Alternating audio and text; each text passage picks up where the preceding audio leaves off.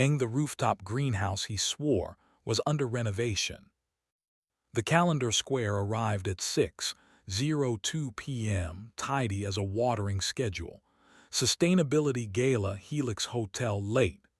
2 minutes later, August texted, "Don't wait up. Facilities asked me to peek at the greenhouse HVAC after the keynote. Proud of me." Read, he spends the heart when the rest of the sentence writes itself a hall pass. I turned the lentils to the kind of simmer that calls itself maturity and looked across the river at the hotel. At dusk, its crown, 3 glass humps, glowed like the city had decided to keep bees. The square on my phone pulsed once and then behaved. I rinsed an already clean spoon because sometimes unnecessary is the only honest verb available. At 6:25, my phone buzzed with a number I didn't recognize and a message that recognized me anyway. If the gala, in the ballroom, why did he just badge the service lift to the roof conservatory? Loading alley off Weaver. Reader hates witnesses, cover it with your palm and lean. I can stall the sweep 2 minutes. Signed with a single letter, P, as if the alphabet had leaned on a hose bib and promised not to drip.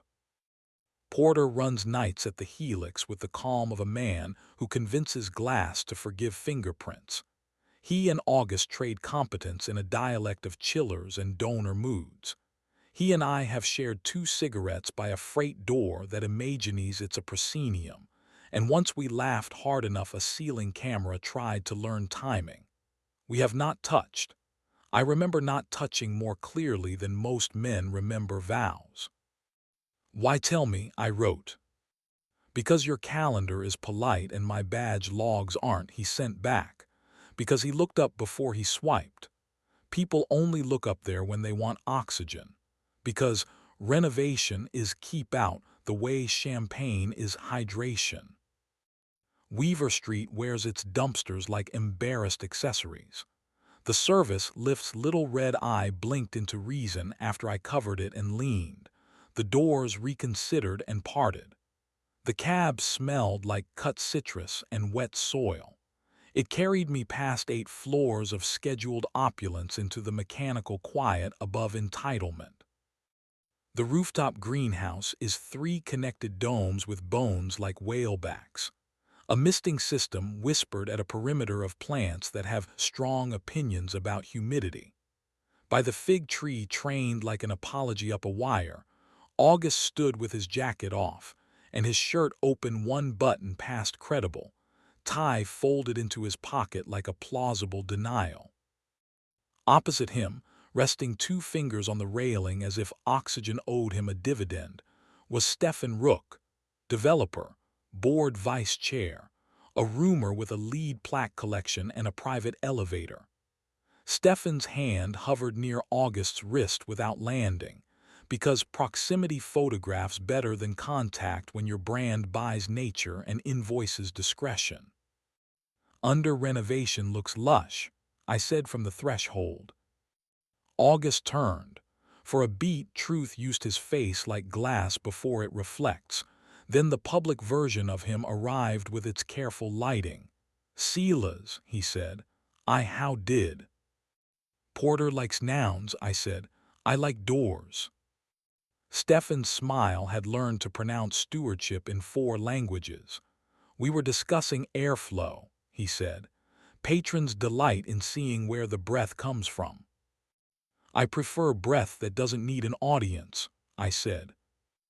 August took 1 step toward me and let the great floor keep the second. "We were checking the evaporative loop," he said. He wanted to hear the pumps without gala noise. "Sound is persuasive," Stephen said. He opened both hands like tasteful parentheses. 2 minutes. The sweep is punctual and I have a call." He drifted along the catwalk toward a control box with little lights making honest arguments. As he passed, 2 fingers tapped August's shoulder, punctuation, not possession. The fig leaves pretended not to eavesdrop. August watched me the way men watch weather when they hope it will finally choose them.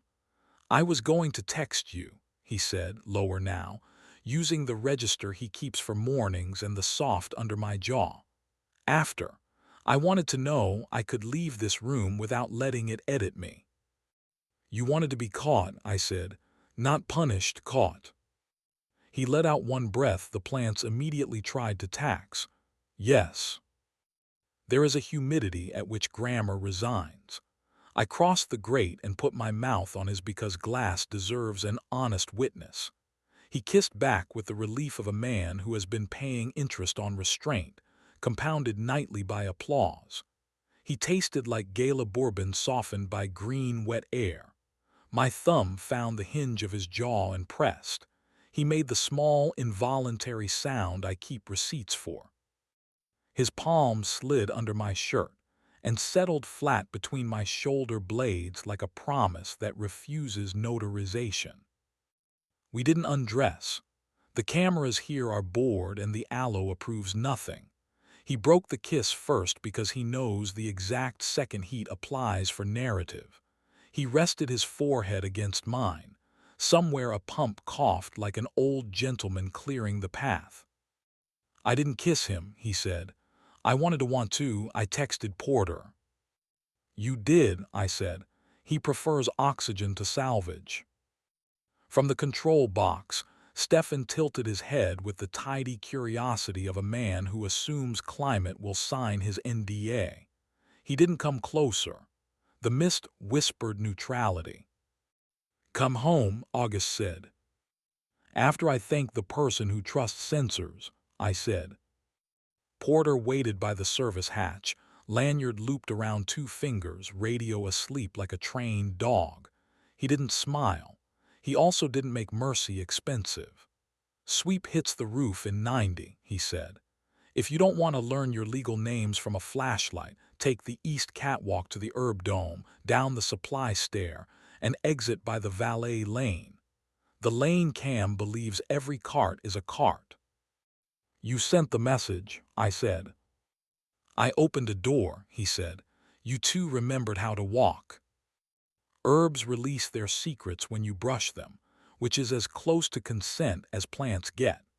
We descended the supply stair into the taste of garnish and professionalism. The valet lane spit us into a night that had decided to behave. We walked the long way home because lobbies invent captions and sidewalks mind their own dirt. In our kitchen, the lentils forgave me for mistaking patience for character. We ate standing, like mammals who know where the bowls live. He told me Stefan had been sculpting a compliment into a proposition for a month, and he had helped because selection feels like love when usefulness has emptied your pockets. I told him Porter had texted because some people choose air over alibi. He didn't ask whether Porter and I had ever been a worse idea. I didn't say how the green halo of grow lights turns Porter's mouth into punctuation that finally knows its purpose. We didn't fight. There wasn't any theater left we could afford. Later, in bed, we left a sliver of cool like a reservation and then let it surrender because the night had already billed us for restraint. He kissed me with the steadiness I trust more than policy. I put my mouth where his jaw goes humble and told it a morning. It was heat without spectacle. The building minded its radiators. Across the river, the helix practiced forgetting faces and we helped. Morning behaved. Coffee made its case. Sunlight drew careful rectangles on the table as if even the sun wanted to draft. The calendar square for tonight stayed blank, which in this city is the kink we can afford. August tied a tie over a throat I intend to retire with patience and kissed me like the door already knew our names. He left to explain resilience to a breakfast that confuses budget with physics. At 9:08 a text arrived from a number saved under one letter. No roof cams saw anything but glass ribs. I looped a misting test for 20. Consider it training. I sent, you're very proud of your training. He replied, I'm proud of your exit. No punctuation correct. By noon a lifestyle site posted a photo of Stefan laughing under a banner that read Grow What's Next like it had met saplings or the future. I scrolled past. It wasn't our room. At 1:19 August sent a picture of our kitchen table with the plant we keep refusing to let die basking in a responsible square of sun. Room exists, he wrote. The week pretended to be a trellis you could trust. Stefan sent a revised pledge with fewer adjectives and more commas. August read to the part where the commas began to behave like a harness and set it face down. He pressed his forehead to my temple for a thoughtful 7 count and let the air go back to work. 2 nights later, the Helix hosted City in Bloom, honest badges, real families, kids learning that leaves aren't buttons. We went together, because sometimes the correct grammar is plural. Porter nodded once from a service door like an usher who had already chosen a side. Stefan shook August's hand while a photographer taught Basil to glow. A reporter asked about legacy. August pointed at a gardener kneeling to show a child where to pinch a stem and said, "Legacy is what keeps rooms gentle." And the reporter wrote it down like she'd earned a truth. On the walk home, we cut along the river path where the water rehearses reflection. August slid 2 fingers into my back pocket in the way that says not mine but here, and the night did the decent thing and looked away. We burned the toast and ate it anyway. At the bedroom door he kissed me the way good sentences land, without ornament, unavoidable. I answered as if verbs were the last honest currency. It did not stay tidy. It never does here. An anonymous account posted a grainy still from a greenhouse camera, 2 silhouettes behind fig leaves, one hand too near to be polite. The caption invented entanglement, the comments rented outrage and billed by the breath. I set my phone down beside the plant and watched the plant win. August texted me a different image. The herb dome at noon, Porter showing a teen volunteer how to calibrate a humidity sensor while a chart confessed contentment. "Our version works for a living," he wrote. Sunday arrived with rain that believed in its job. Porter texted, "Roof is quiet.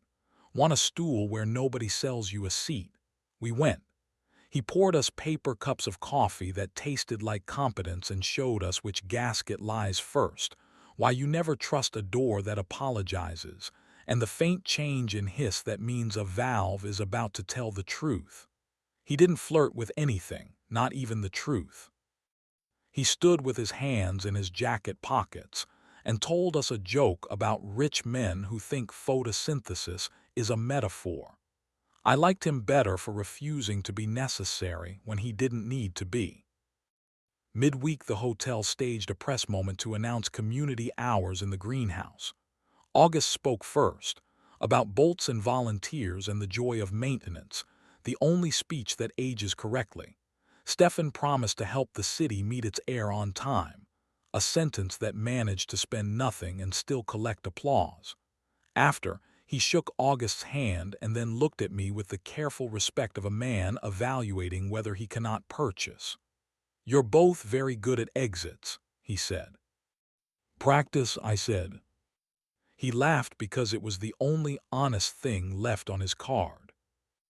A columnist with an adjective habit implied August's access came courtesy of private tour. The piece included a photo of glass ribs that could have been any ribs and a paragraph that could have been any rumor.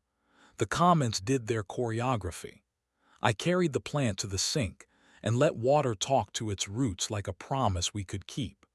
That night we turned our phones face down and cooked like people who still believe heat tells the truth. On a wet Thursday, Porter sent a single word, weather, and we met him by the intake where the gutter negotiated with the sky.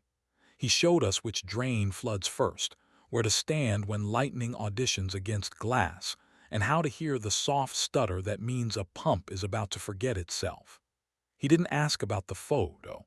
We didn't say his name out loud.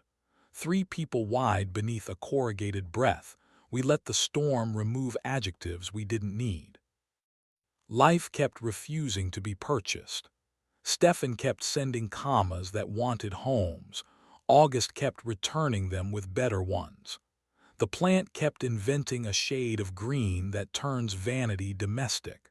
We kept our calendar squares blank on purpose because blanks are the only promises rooms respect. Sometimes, near midnight, we walk past the helix and look up. From the street you can't see the fig or the catwalk, only a quiet curve of glass pretending to be modest. That's as it should be. We circle the block and go home without letting the building perform at us. He takes my wrist like a man reteaching himself the grammar of doors. I think about the greenhouse and the 2 minutes that were enough, about how some rooms try to own you and others teach you to leave correctly. Sometimes I think about Stefan paused by the control box like a man who wants to buy air and discovering it doesn't invoice. Sometimes I think about Porter's line, "I opened a door," and how it's the only biography I want for this version of us. Tonight's square is empty. We're leaving it that way. Let the hotel keep its speeches and the city its applause. We have the service alley, a plant we refuse to let die, and the quiet grammar of a decision that knows where it belongs. Not in the rumor, not in the photo, but in the mouth that learned to say come home and mean it. If we get caught again, let it be by each other. The rest of the world can rehearse stewardship. We'll be in the room that doesn't need it, counting breaths until they sound like a pump settling into kindness, and a morning we can afford, and calling that enough.